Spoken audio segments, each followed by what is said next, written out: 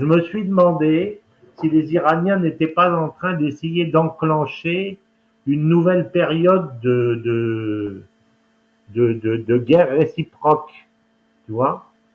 Donc, je pense, moi, qu'Israël n'a absolument pas actuellement les conditions pour attaquer l'Iran, certainement pas. Mais par contre, il est possible que les Iraniens essayent de les titiller pour voir si ils peuvent pas refaire une opération d'une dizaine de jours comme ils ont fait pour que les Israéliens mettent un genou à terre de plus, tu vois ce que je veux dire. Voilà ce que je pense. Donc, à mon avis, le mois qui va venir va être décisif. Parce qu'on va avoir les premiers retours de l'opération de Gaza. Et moi, j'attends un peu des sites comme The Electronic Intifada ou des sites comme ça qui vont sur le terrain. Et ce qui va être vraiment intéressant à suivre, ça va être les pertes israéliennes dans cette affaire. C'est là que je pense, c'est ça qui risque de décider.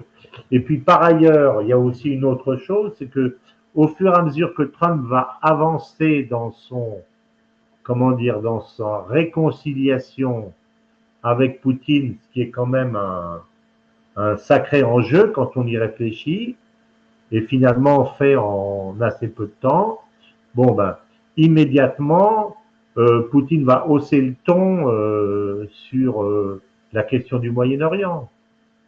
Parce que pour l'instant, Poutine n'a pas voulu le faire parce qu'il avait un gros dossier non résolu avec l'Ukraine et il ne pouvait pas se permettre si tu veux, de risquer de polluer sa négociation ukrainienne avec Trump en s'opposant à Trump sur le dossier du Moyen-Orient.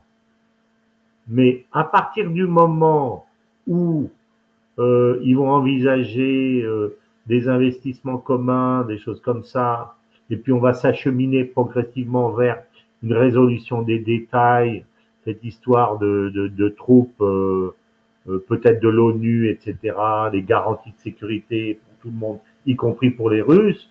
Une des premières choses qu'ils vont faire tous les deux, c'est d'aller sur le dossier du Moyen-Orient. Et là, Poutine va lui donner des bons conseils. Il va le rapprocher des Iraniens. Je pense que c'est ça qu'il va essayer de faire. Et les Iraniens, à mon avis, ils doivent faire un choix maintenant. Parce qu'ils ont deux chemins, visiblement. Un chemin, c'est de se dire, de toute façon, on ne sera jamais respecté tant qu'on n'aura pas la bombe. Auquel cas, à mon avis, il faut qu'il se rapproche des Chinois parce que, comme je l'ai déjà dit, je pense que les Russes n'ont pas intérêt à ce que l'Iran ait la bombe.